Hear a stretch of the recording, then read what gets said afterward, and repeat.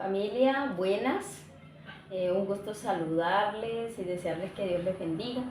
Mi nombre es Rosa Alba Ortega, soy misionera en el municipio del Molino La Guajira y en este día voy a acompañarles en la materia de pedagogía y didáctica que hace parte de uno de los retiros del CF3.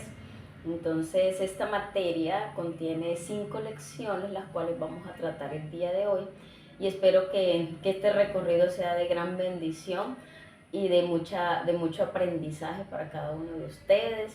Entonces les invito a que iniciemos con nuestra clase. Familia, bendiciones para todos. Vamos a dar continuidad con nuestra materia pedagogía y didáctica con las lecciones 3 y 4.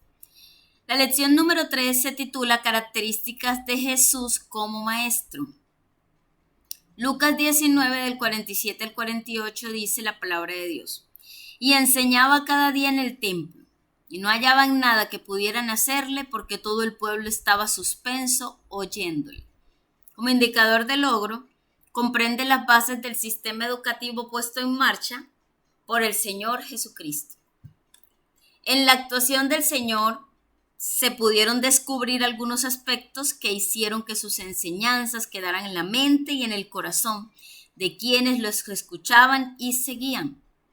Por eso, el Señor Jesús es el maestro por excelencia. La manera como Él enseñó marcó las pautas inclusive de lo que hoy se ha descubierto en la pedagogía. Y es que sus enseñanzas nunca han perdido vigencia. Tanto era el impacto que dice que todo el pueblo estaba suspenso oyéndole. Y estas enseñanzas y la manera como el Señor podía transmitir esos conocimientos hizo que muchas de las personas que le seguían y discípulos, sus vidas fueran transformadas de una manera sobrenatural. Entonces, aún en estos tiempos, las estrategias y métodos pedagógicos que implementó nuestro maestro por excelencia nos dan la pauta para abordar la enseñanza en forma acertada. Como primer punto, vamos a ver las características de Jesús como maestro. Hablaba primero con autoridad. La autoridad de Jesús al enseñar era intrínseca, viva y libre. Es decir, que él mismo era fuente de autoridad. Toda persona que sea la voz de Dios siempre debe hablar con autoridad. Y la autoridad de Jesús era convincente porque provenía de la comprensión de las Escrituras. Y ahí notamos que la gente dice que se admiraba de su doctrina, porque les hablaba como quien tiene autoridad. Y para que nosotros podamos tener autoridad en nuestra enseñanza, necesitamos ser ejemplo. El Señor Jesús era ejemplo, era la misma palabra hecha carne. Entonces tenía autoridad para enseñar, porque él primeramente vivía la palabra de Dios. La sinagoga era el centro del impulso religioso y Jesús enseñó en este lugar. Jesús no combatió la sinagoga como institución educacional, pero sí luchó contra la educación tradicional autoritaria, porque los fariseos y los sacerdotes de la época, que eran los encargados de la enseñanza, ellos enseñaban, pero ellos no ponían en práctica esas enseñanzas. Y muchas veces las tradiciones que ellos guardaban con mayor rigidez eran tradiciones y mandamientos humanos, pero no era lo que la palabra de Dios había mandado. Como segundo punto, tuvo en gran estima las sagradas escrituras. Vemos que el Señor Jesús desde niño estudió la palabra de Dios, las cuales habían llegado a ser parte de su saber, pero rehusó el método de transmisión de su época al enseñar esta palabra. En la época de Jesús, la educación consistía en memorizar porciones de las escrituras solamente. Y esto, y lo hemos comprendido en las lecciones anteriores, que el solo memorizar no garantiza que haya un aprendizaje. Muchos se sabían las escrituras, inclusive los mismos fariseos, saduceos, escribas, ellos se sabían mejor que nadie las escrituras, pero no las aplicaban y no había un cambio en sus estilos de vida. Entonces el aprendizaje se realizaba sobre interpretaciones tradicionales que llevaban a aprender los hechos sin experimentarlos.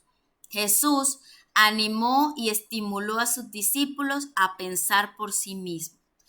Y siempre el Señor les hablaba de acuerdo también a sus vivencias, porque el objetivo del Señor Jesús en su enseñanza era que los discípulos aprendieran y luego pusieran por obra lo que habían aprendido.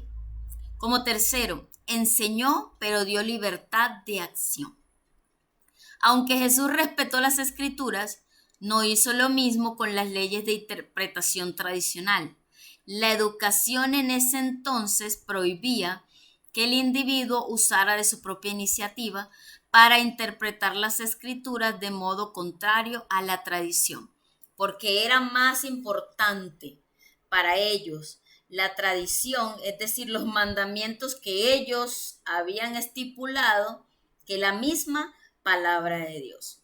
Y por eso el Señor les reprendía y les decía que para ellos era más importante su tradición que la misma palabra de Dios. Y eso no podía ser así. Entonces, las interpretaciones tradicionales de los escribas llegaron a ser más autoritarias y obligatorias que la misma ley escrita. Y por eso el Señor Jesús les hace un llamado de atención y les dice a los discípulos, a los fariseos, a los saduceos, a los escribas, que ellos estaban violentando la palabra de Dios y que eran hipócritas porque ellos, lo que ellos mandaban muchas veces eran mandamientos de hombres. Y en Marcos 7:9 dice que les decía también: bien invalidáis el mandamiento de Dios para guardar vuestra tradición. Y si leemos el 10 dice: porque Moisés dijo: honra a tu padre y a tu madre, y el que maldiga al padre o a la madre muere irremisiblemente. El 11: pero vosotros decís: basta que diga un hombre a lo padre o a la madre, es corbán, que quiere decir mi ofrenda a Dios, todo aquello con que pudiera ayudarte. Y no le dejáis hacer más por su padre o por su madre, invalidando la palabra de Dios con vuestra tradición que habéis transmitido, y muchas cosas hacéis semejantes a estas. Marcos 7, del 9 al 13. Entonces el Señor Jesús les llamaba la atención y les decía: ustedes han impuesto varias tradiciones que son mandamientos de hombre, porque ustedes buscan más agradar a los hombres que agradar a Dios. Y eso no era la manera como Jesús quería enseñar. Como cuarto, Jesús se interesó en motivos internos de la gente. La educación tradicional estaba interesada principalmente en las acciones externas, aunque no hubiera una motivación interna, mientras que Jesús dirigió a los hombres a una relación espiritual con Dios que se expresaba en actos externos. El Señor Jesús le interesaba más las intenciones de nuestro corazón. Y en la medida en que nosotros aprendíamos o aprendemos como discípulos a tener una relación íntima con Dios, luego esos actos externos se van a dar, fruto de nuestra relación íntima con nuestro Padre. Las vidas de todos aquellos a quienes Jesús enseñó no fueron cambiadas, pero aquellos que entraron en esa nueva relación con Dios fueron transformados totalmente, al punto que estuvieron dispuestos a morir por sus convicciones.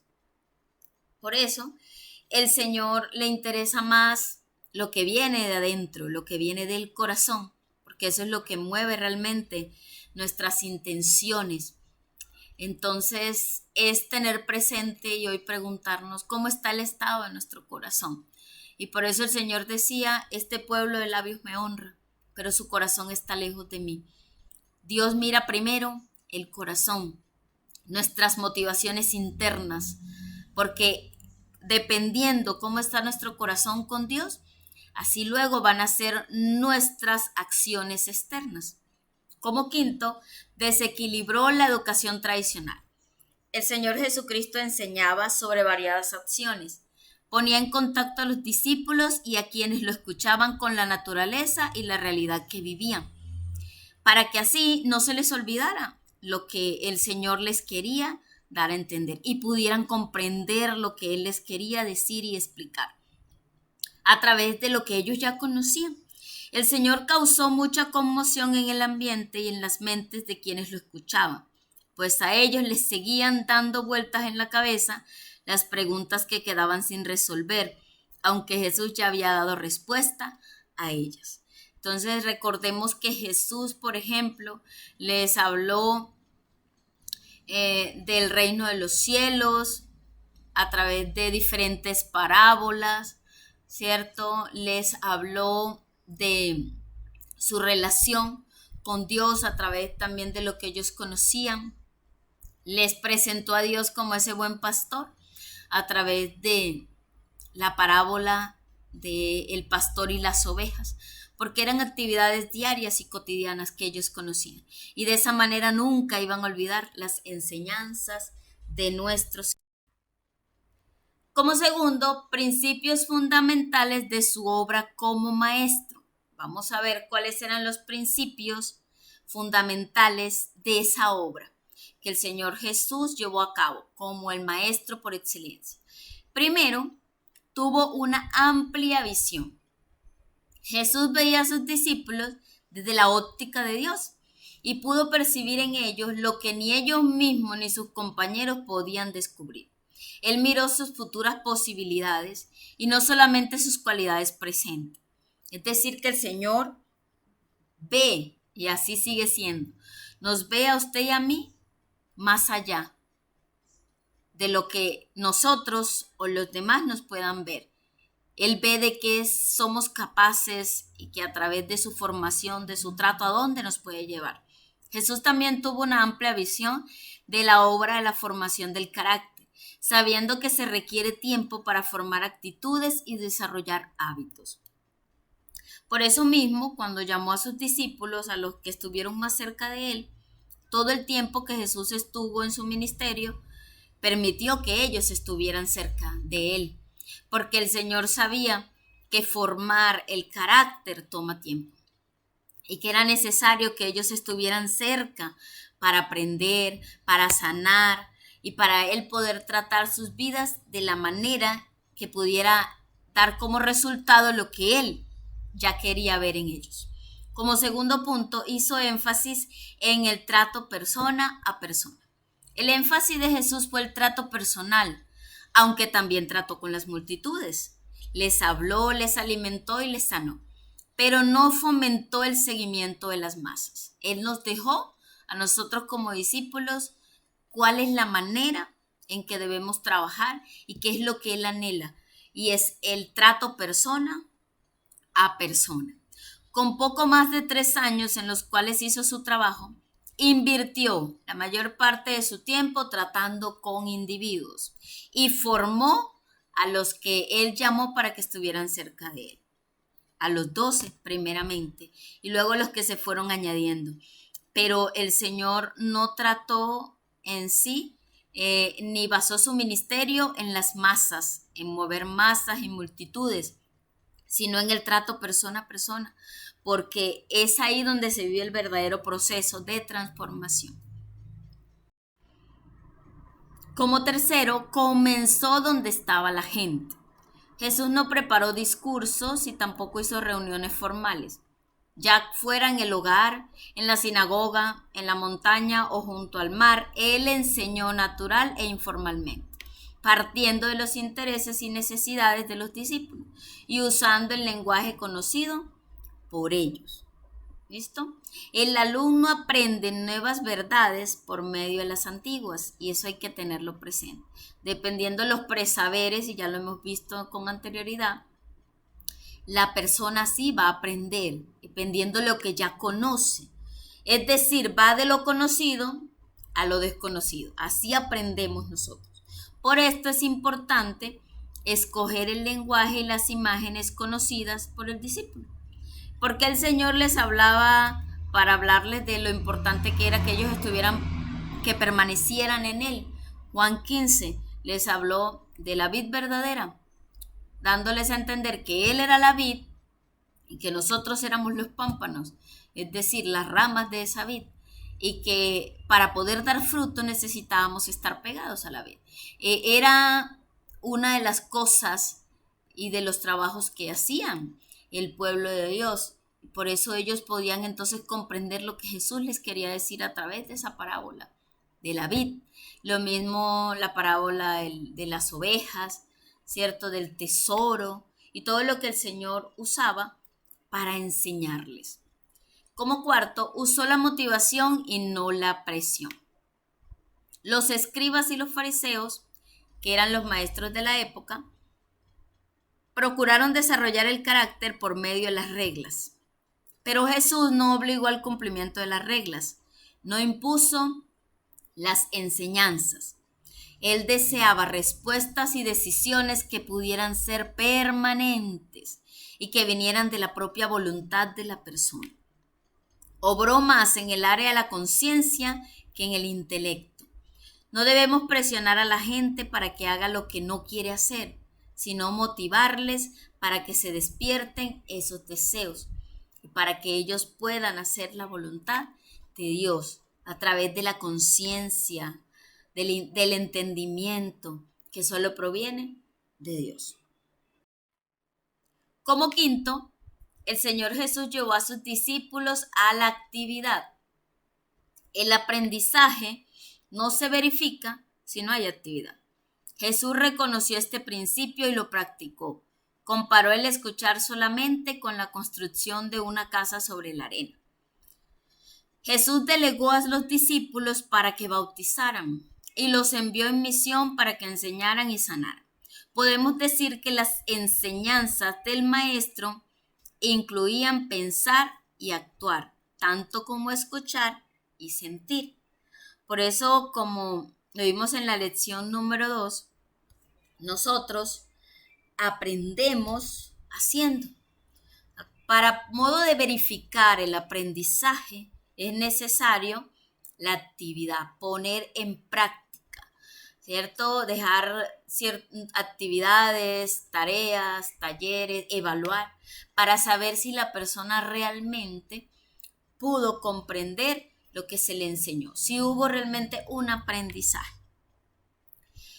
Como aplicación teoterápica, en Jesús encontramos esas características que debe procurar todo maestro, porque Él es el modelo ideal para desempeñar esta labor. Solo Él debe ser nuestro modelo y motivo de inspiración para ejercer con amor la enseñanza. Y recordemos que el enseñar toma tiempo, el hacer discípulos toma tiempo y por eso no podemos hacer esta obra sin amor. Lo que motivaba a Jesús, lo que lo movía, era el amor. Y es el legado que Él nos ha dejado.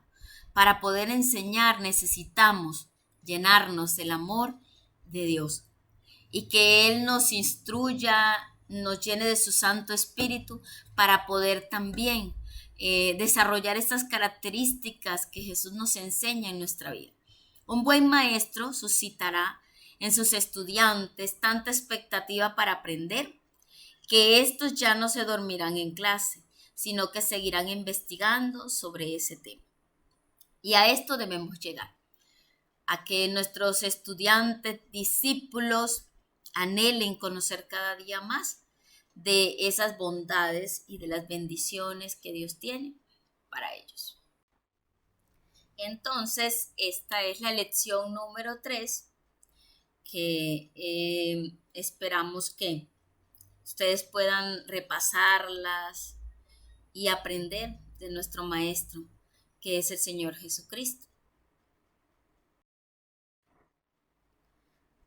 Pasemos entonces a nuestra lección número 4, que se llama la personalidad del Maestro cristiano.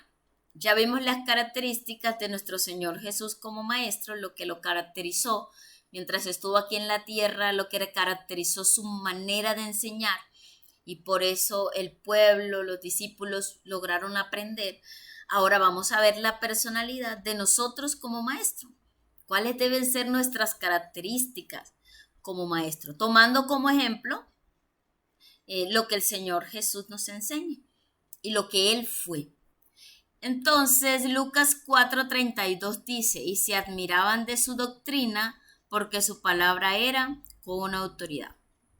Indicador de logro. Manifiesta en su vida las características que debe cultivar un maestro idóneo y fiel.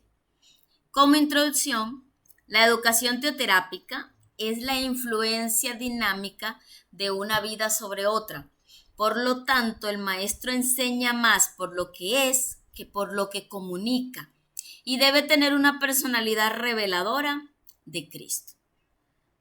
Entonces, como lo hemos expresado con anterioridad, nosotros como maestro enseñamos más por lo que somos y hacemos que por lo que comunicamos y enseñamos.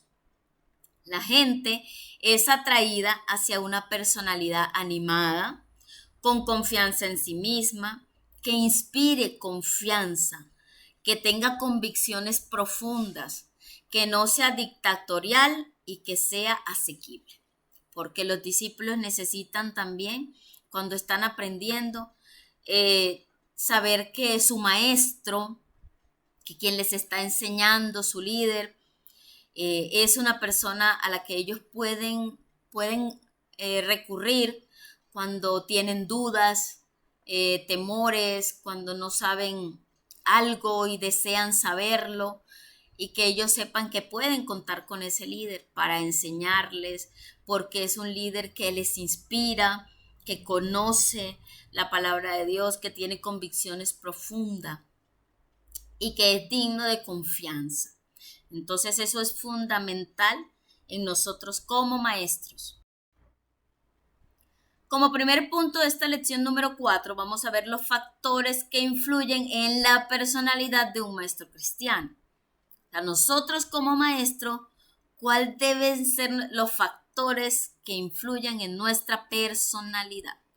Como primero, vida física del maestro. El maestro líder debe buscar una apariencia que corresponda a un hijo y siervo del Señor. Y esto debemos tener presente que nuestro cuerpo, como dice 1 Corintios 6, 19 y 20, que no podemos ignorar que nuestro cuerpo es templo del Dios vivo. Y como nuestro cuerpo físico es templo de Dios, entonces el descuido de ese templo puede ser indicio del descuido en que tenemos al huésped divino. Y por eso es fundamental que nosotros, aún con nuestro cuerpo, en la forma de vestir y todo, podamos reflejar que somos hijos y siervos del Señor. Que tener entonces mucho cuidado con la apariencia física del templo en el que mora el Señor, que es nuestro cuerpo. Como segundo, nuestra vida emocional. Un líder cristiano debe dar muestra de que tiene estabilidad emocional y no dejarse llevar por las emociones. El equilibrio emocional revela el poder de Dios en una persona. Gálatas 5, 22 y 23 nos habla acerca del fruto del Espíritu, que es amor, gozo, paz, paciencia, benignidad, bondad, fe, mansedumbre y templanza. Contra tales cosas no hay ley. Y necesitamos por eso pedirle al Espíritu Santo que nos ayude para poder tener ese equilibrio emocional que tanto necesitamos y que se va formando también en la medida en que nosotros vamos creciendo con el Señor, en que nos vamos disponiendo a dejar que Él trate y forme nuestra vida, y que vamos comprendiendo que la vida cristiana no es una vida de emociones, sino una vida de principios, y que es el Espíritu el que debe tomar el control de nuestro corazón y de nuestra alma. Como tercero, la vida social. Es muy valioso que un maestro o líder posea el don de gentes, es decir, esa habilidad que se puede adquirir y que consiste en relacionarse con sabiduría con todo tipo de personas. Necesitamos relacionarnos con todo tipo de personas. Entonces tenemos que tener ese don de gente, estar, como decía nuestro papá Néstor, entre la gente y para la gente. Hechos 10:34 dice, entonces Pedro abriendo la boca dijo, en verdad comprendo que Dios no hace acepción de personas. Entonces, como Él no hace acepción de personas, usted y yo tampoco podemos hacerlo. Como cuarto, vida moral. El líder debe ponerse en contacto con toda clase de personas, con el fin de llevarlos a su propio nivel espiritual, pero no para permanecer conforme al modo de vida de ellos, o sea, no para volverse a ellos, sino para lograr que ellos se vuelvan a Él.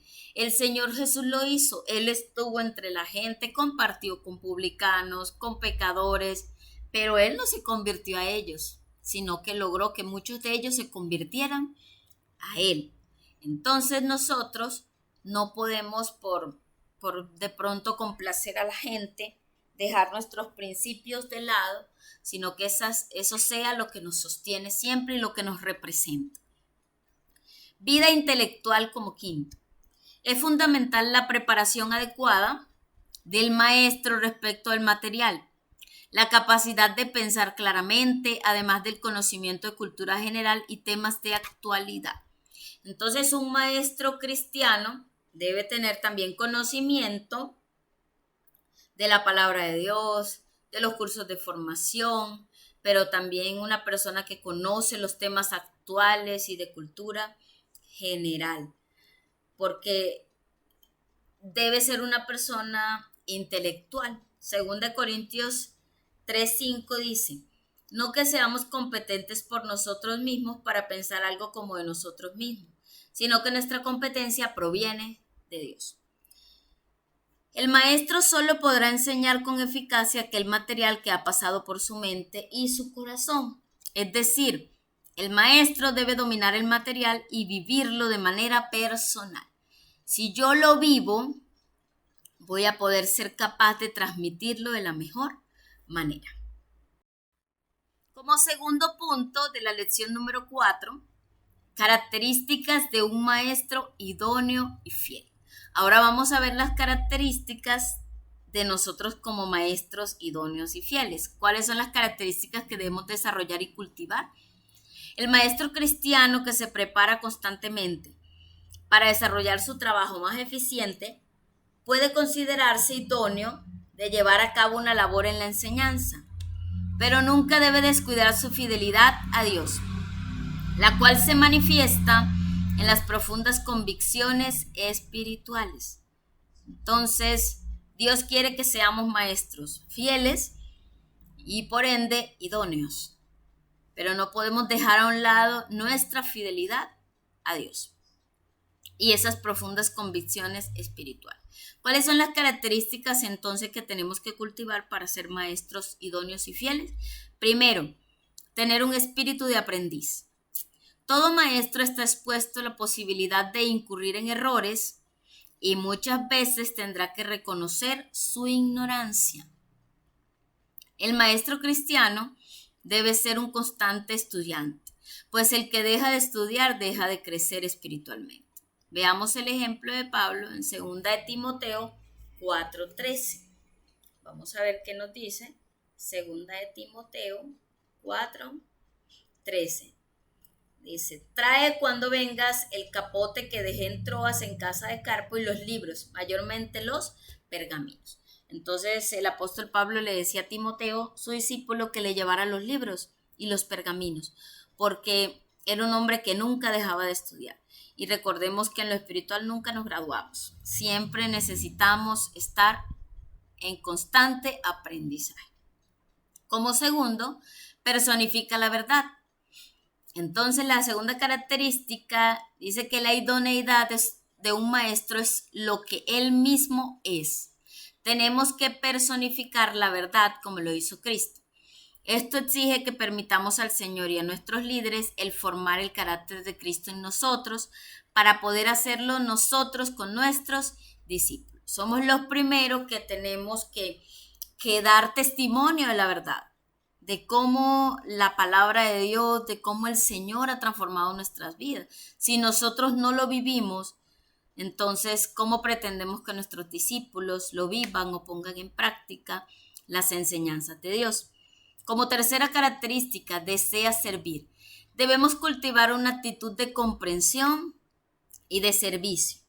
Cuando nuestras lecciones tienen el carácter de servicio a los discípulos, serán asimiladas en la debida forma. El ocupar una posición de liderazgo ante todo es una responsabilidad de servicio. Como cuarta característica, cree en la labor educativa. Jesucristo vio en la educación y la enseñanza la oportunidad de moldear la vida de sus discípulos, inculcarles ideales, actitudes y conductas. Y por ende, con esas enseñanzas que el Señor les inculcaba, estaba derribando esas actitudes y conductas que ellos traían. El maestro debe estar sembrando permanentemente. Aunque aparentemente no vea fruto, pero hay que creer en nuestra labor, de que no es en vano. Recordemos que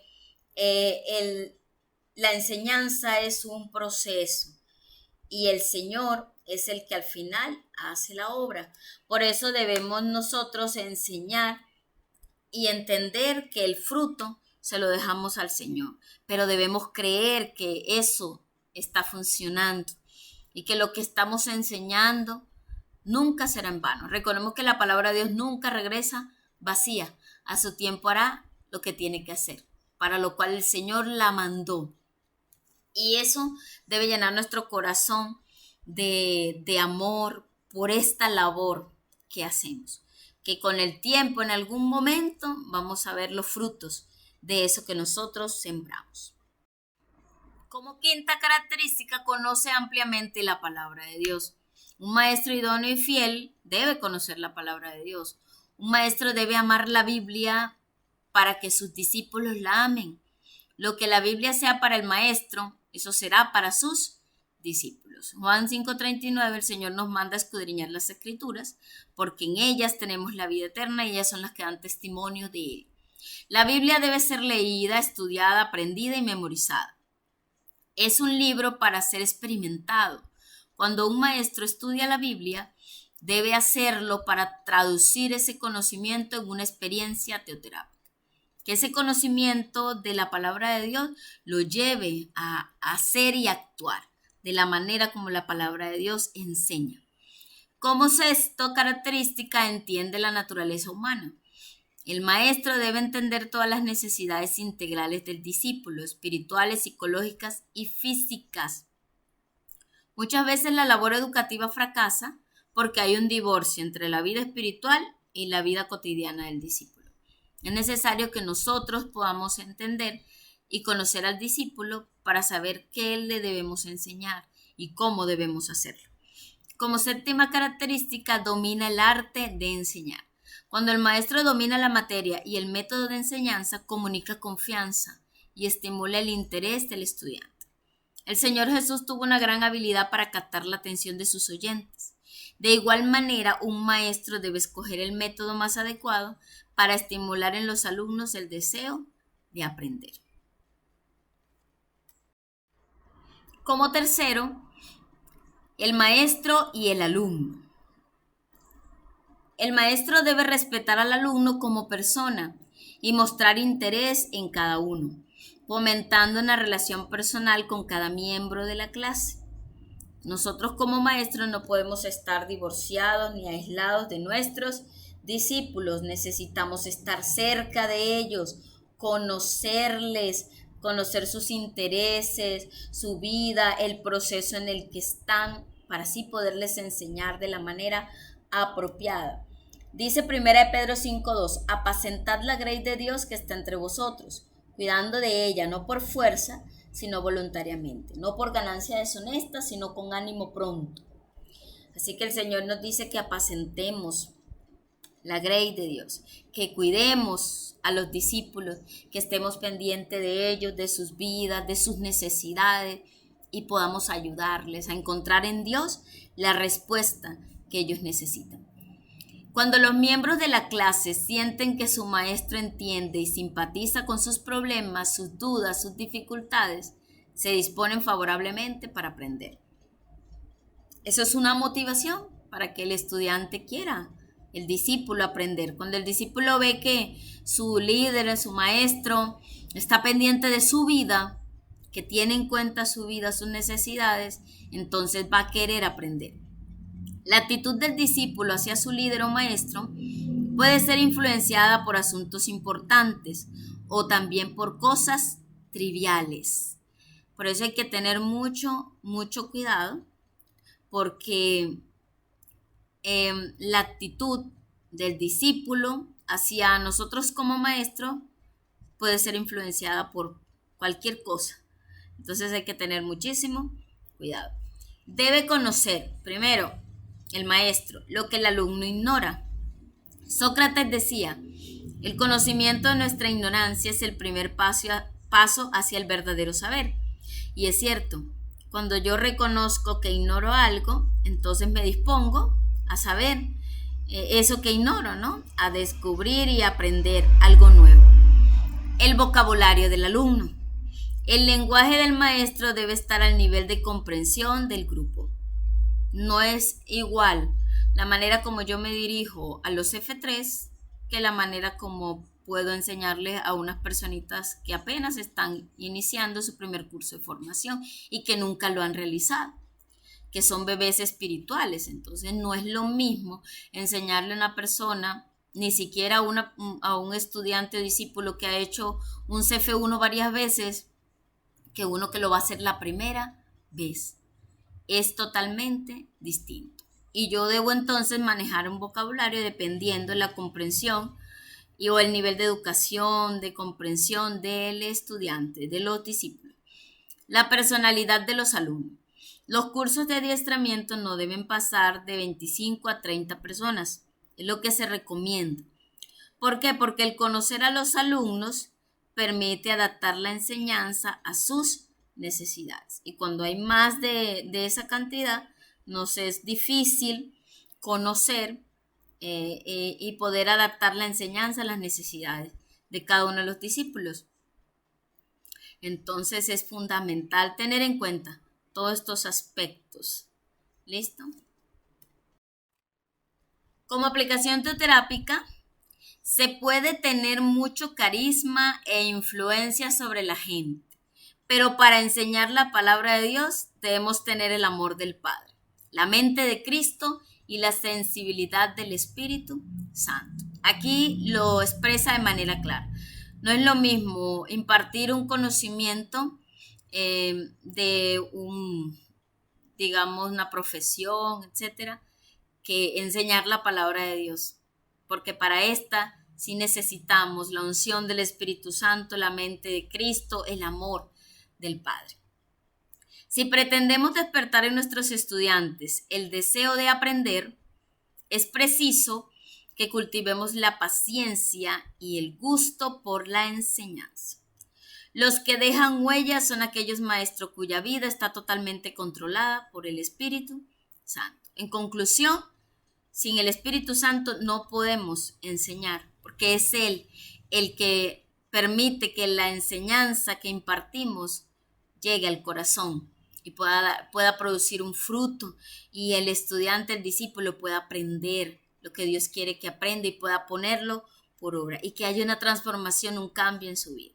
Entonces no podemos enseñar sin la asistencia, el respaldo y la unción del Espíritu Santo en nosotros. Y no nos olvidemos del amor.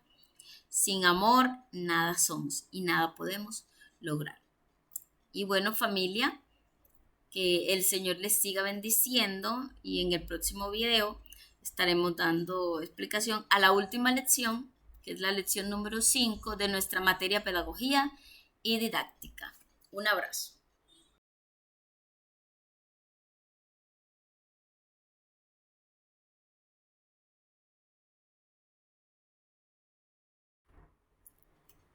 Familia, bendiciones.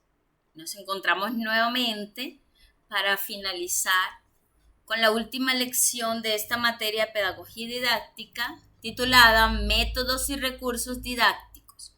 Recordemos que la didáctica es la encargada de darnos las pautas, es cierto, los lineamientos de cómo se debe impartir el conocimiento, cómo se debe enseñar.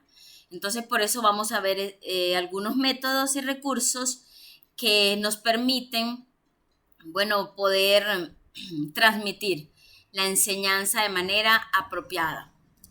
El indicador de logro identifica los métodos y recursos didácticos que sirven de apoyo para desarrollar la labor educativa. Lucas 14:28. Porque ¿quién de vosotros, queriendo edificar una torre, no se sienta primero y calcula los gastos a ver si tiene lo que necesita para acabarla? Como introducción, la metodología empleada por Jesús era tan vital que impregnaba su enseñanza en la piel humana, porque él mismo era el método, e hizo de los hombres el método para ganar las multitudes. Esto debido a que su gran preocupación era la gran comisión, ganar el mundo, que el mundo le conociera, y la gran comisión implica hacer discípulos a todas las naciones. De ahí que Cristo se convirtió en el ejemplo, modelo y molde, no solo en cuanto a su vida personal, sino en su labor educativa con las multitudes. Y como ya lo vimos, a Jesús como maestro, en las lecciones anteriores, Él es nuestro ejemplo, modelo y molde de cómo se debe impartir la verdadera enseñanza. Primer punto, el método. El método es el camino o medio para llegar a algo. Es la estrategia que se usa para que los estudiantes de una clase obtengan un determinado conocimiento de forma fácil, motivante y efectiva. O sea que el método es ese camino o el medio por el cual nosotros podemos llevar al estudiante a que pueda comprender lo que se le quiere enseñar. En el proceso educativo formal, o sea, en las instituciones, intervienen los estudiantes, el maestro y el saber, actuando en un contexto determinado. La relación que se establece y el papel asignado a cada uno de ellos determinan el método, dependiendo los estudiantes, dependiendo el maestro y dependiendo también el tipo de saber. Entonces, eso va a determinar qué método se debe utilizar. De otro lado, la pregunta relacionada con el cómo se enseña nos conduce necesariamente a la pregunta ¿cómo se aprende? De la respuesta que demos a esta proviene en buena medida el papel que le asignamos al maestro, al saber y al estudiante en el proceso educativo. Acerca de esto veamos dos puntos de vista pedagógicos. Entonces miremos que el método nos indica cómo debemos enseñar, pero también el método debe dar respuesta a cómo se aprende. Y como les decía, no todos los tipos de estudiantes, dependiendo la edad, entre otros aspectos, aprende de la misma manera. Por eso es fundamental conocer el grupo que tenemos, los discípulos, en qué grado del saber están, referente obviamente a lo que nosotros enseñamos, que es la teoterapia, la palabra de Dios, lo doctrinal. Entonces, dependiendo en dónde se encuentran nuestros estudiantes, así debemos implementar los métodos. Y también cuánto ellos saben y cómo aprenden. Debemos identificar todos esos aspectos. Algunas teorías presuponen que el estudiante es un receptor pasivo, en el cual se depositan los saberes. Para estas concepciones, la escuela es el centro donde se transmite el conocimiento, creado por fuera de ella, el cual es incorporado al estudiante a través del maestro, quien necesariamente ocupa junto con el saber el papel central en la relación educativa. Esas pues son las teorías que más que todo podemos decir tradicionales, pero que hoy día vemos que no es así, ¿sí? Que El estudiante no es solamente un receptor pasivo, o sea, solo una persona que está ahí escuchando, porque no necesariamente cuando se escucha se está aprendiendo. Por eso, el segundo tipo de teorías expresa que no es posible explicar el aprendizaje sin una participación activa del estudiante. El maestro pasa a ser un colaborador del proceso de enseñanza-aprendizaje, pero el papel central en la relación educativa es el estudiante. Y dependiendo de cómo se le imparta ese conocimiento y que él se involucre en lo que está aprendiendo, involucre todo su ser, es lo que va a garantizar que este discípulo o estudiante aprenda realmente. Existen factores que influyen en la selección del método adecuado. Por ejemplo, como les decía anteriormente, hay que tener en cuenta para identificar el método, ese cómo vamos a impartir la clase. Primero el tema, dependiendo el tema que vamos a tratar, o el saber, la edad del grupo. Por ejemplo, los niños de 0 a 5 años no aprenden igual que los niños de 6 en adelante hasta 10 años, no aprenden de la misma manera. Tampoco un niño aprende igual que un adolescente, que una persona adulta. El objetivo que se quiera alcanzar, el tiempo disponible y el nivel de conocimiento de los estudiantes, lo que se conoce como los conocimientos previos. O sea, ¿qué sabe el estudiante referente al tema? Partiendo de allí es que debemos enseñar. El método no es el fin, sino el medio que conduce a un fin. Y el fin es el aprendizaje eficaz, que el estudiante aprenda. Entonces el método es el medio por el cual se transmite de manera adecuada ese conocimiento para lograr el aprendizaje. Los métodos didácticos. Existen varios, y por ejemplo el primero que vamos a estudiar hoy es el método de la conferencia.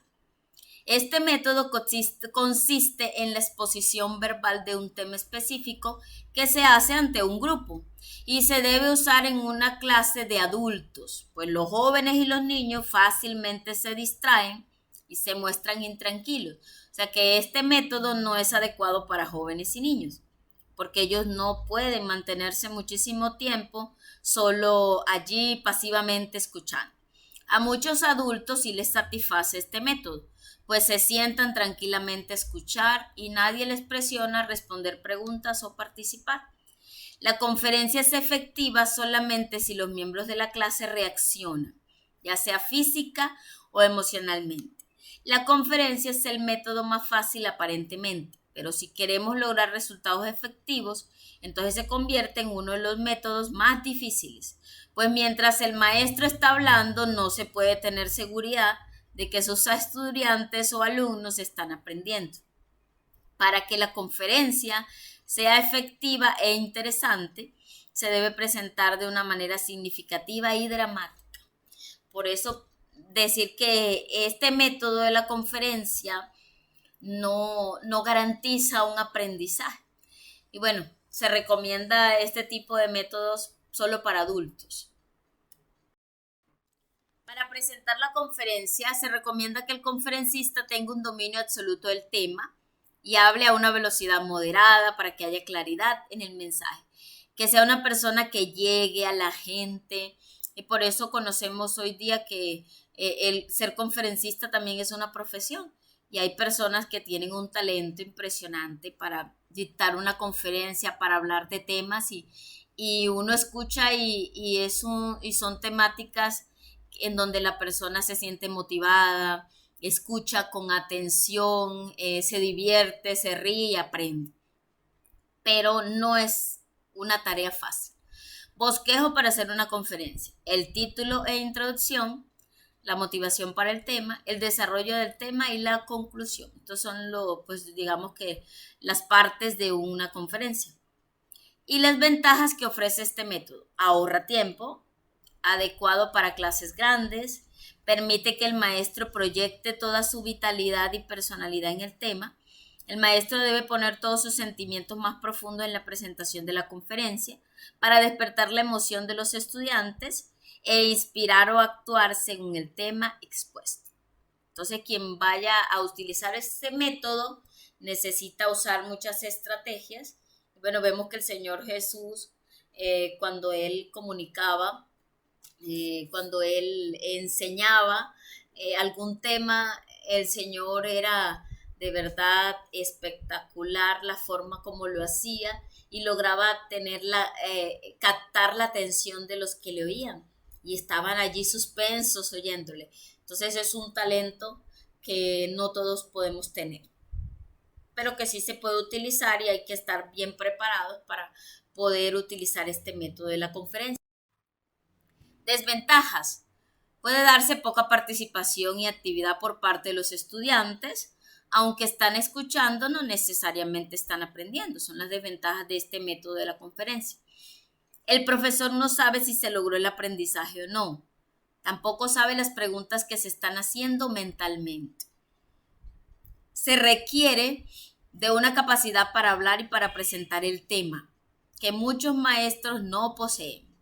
El maestro debe dominar no solo la materia, sino tener un agudo sentido de la gramática para infundirle vida a la conferencia. De lo contrario, será una conferencia aburrida.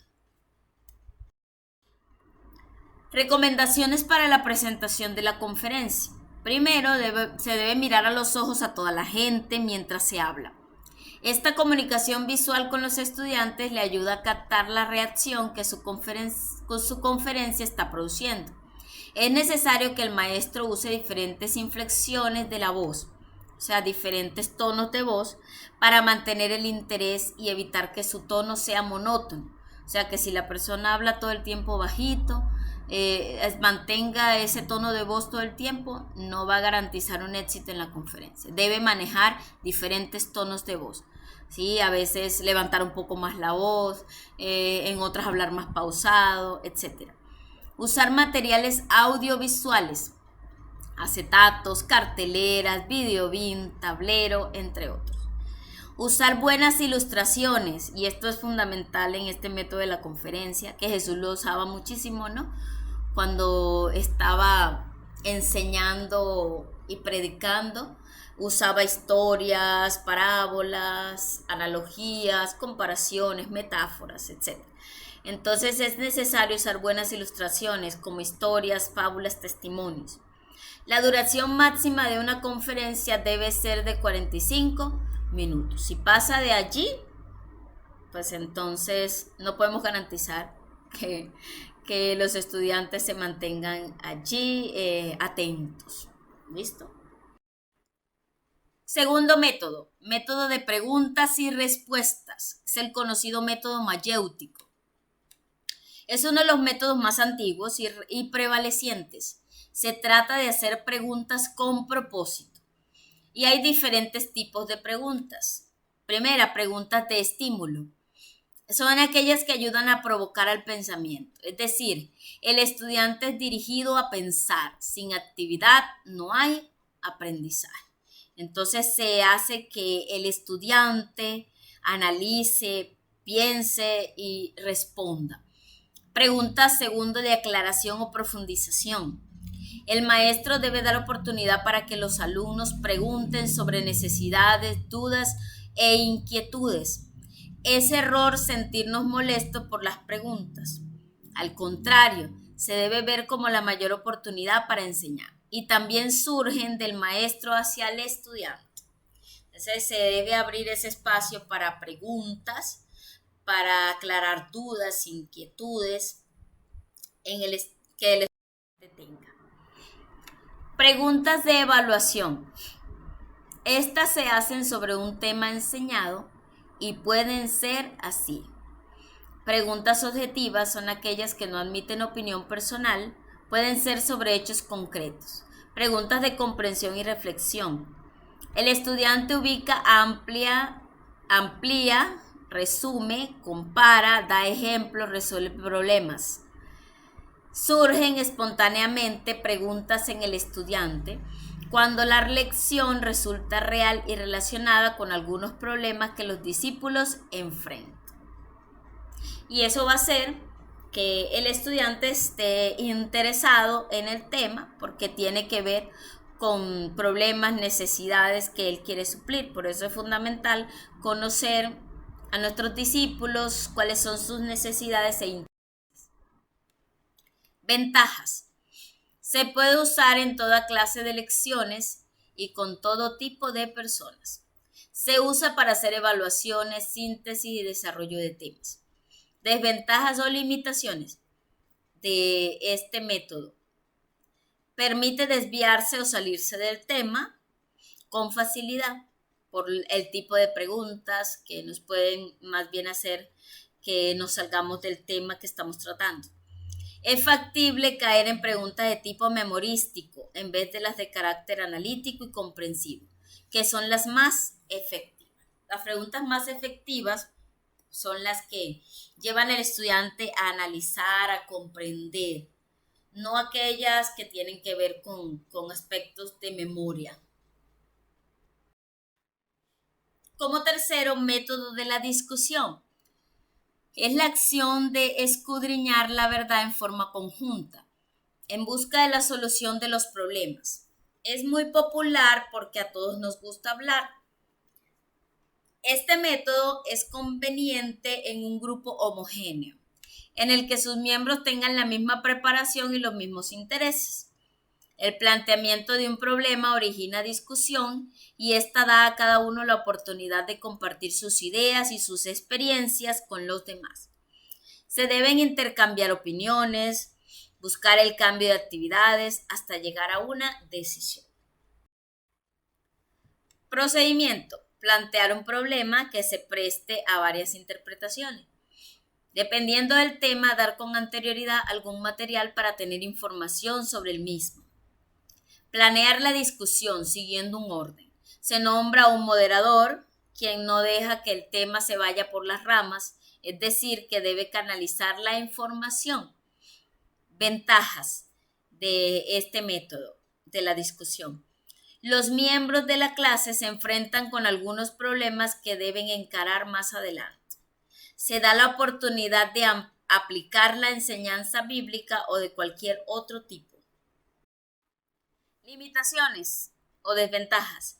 La discusión se puede quedar en mera palabrería si no se llega a conclusiones. Cuando no hay fundamentación en los que participan, no se profundiza lo suficiente.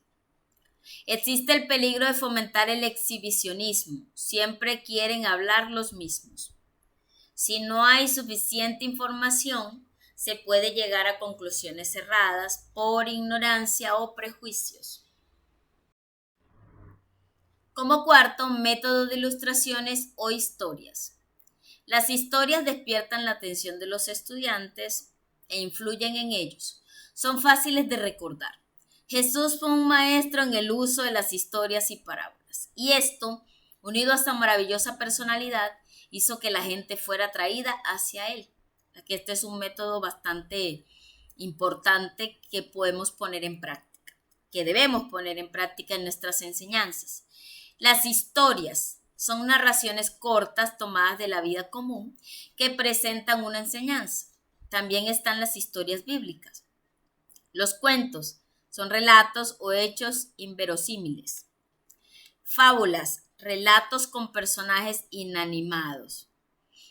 Anécdotas. Es necesario que la anécdota que se cuente tenga relación directa con el tema que se está tratando y haga además referencia a la vida de los estudiantes. Anécdotas son experiencias que otros han tenido referente al tema. Experiencias que les han sucedido, situaciones referente a la temática a tratar. Maneras de usar las historias en la enseñanza. Se usan para ganar la atención de los estudiantes, por ejemplo, en la introducción de un tema. En Lucas 15, Jesús, para enseñar la importancia del arrepentimiento, narra una parábola sobre lo que se considera perdido y luego se encuentra. Asimismo, en Mateo 13 se encuentran varias parábolas narradas por el Señor, detrás de las cuales subyacen varias enseñanzas que nos pueden ayudar a captar la atención de los estudiantes para desarrollar el tema preparado. Entonces, este método más que todo se usa al iniciar, la clase, o sea, en la actividad inicial, en la introducción del tema, para poder captar así la atención de los estudiantes en la temática que vamos a tratar. Como tercero, vamos a ver cuáles son esos recursos didácticos. Cuando usted como maestro utiliza un recurso o una ayuda didáctica, ¿qué finalidad busca? Piensa en ella. ¿Con qué criterio la selecciona? ¿Intenta que sea lo más parecido y fiel a lo real o que lo represente de la manera más general? Los recursos didácticos deben entenderse como facilitadores del aprendizaje, no como fines en sí mismos. La importancia debemos darla al tema más que a cualquier recurso, pues en esto se encuentra apoyo para un mejor desarrollo del tema.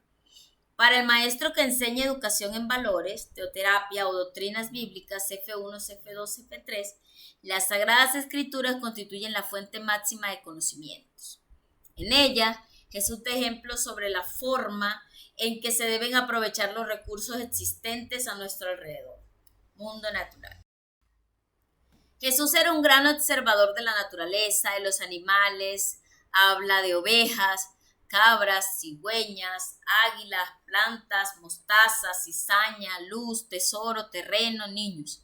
Conocía asuntos de actualidad, pleitos entre humanos. Estaba familiarizado con objetos como cántaros, odres de vino, remiendos en la ropa, etc. El Señor Jesús acudía a recursos muy familiares para la gente, de tal forma que podían recordar fácilmente las lecciones, porque estaban impregnadas de componentes conocidos para quienes las escuchaban. Y por tanto, era un aprendizaje significativo para ellos, porque podían relacionar lo que ellos estaban viviendo, lo que ellos conocían, con ese nuevo aprendizaje que Jesús les daba. Uno de los planteamientos que se tienen en cuenta para dictar una clase es que mientras mayor número de sentidos intervengan en el aprendizaje, mayor será la fijación del conocimiento en la mente de los estudiantes. Actualmente se presentan dificultades en algunas ciudades, como Bogotá, para sacar a los estudiantes del aula de clase e ir a lugares donde se pongan en contacto con la realidad. De ahí la necesidad de apelar a la recursividad de cada maestro para presentar la enseñanza de la mejor forma posible. En la enseñanza teoterápica es primordial que los estudiantes se pongan en contacto con la realidad desoladora de personas que viven sin propósito y llevan una vida sin sentido y felicidad, y lo que es peor aún, causando daño a quienes los rodean. Hoy podemos contar con recursos innovadores como el videobeam, las carteleras, el proyector de acetatos, los tableros y hasta el proyector de diapositivas que aún se usa. Como aplicación teoterápica, el maestro que ama a Dios y a sus estudiantes, que conoce su compromiso con la gran comisión y que se apasiona por la labor educativa, permanecerá en continua búsqueda para que sus clases sean un deleite, lo cual le llevará a una mayor efectividad en el aprendizaje. El maestro que sabe lo que va a enseñar y tiene creatividad sacará enseñanzas de muchas fuentes y así enriquecerá grandemente su labor. Y bueno, familia, esta es nuestra última lección de esta materia pedagogía y didáctica. Invitarles para que ustedes repasen en casa o escuchen nuevamente cada una de estas lecciones, las puedan leer con atención para que puedan tener un mayor aprendizaje y conocimiento. Que el Señor les siga bendiciendo y les mandamos un abrazo grande.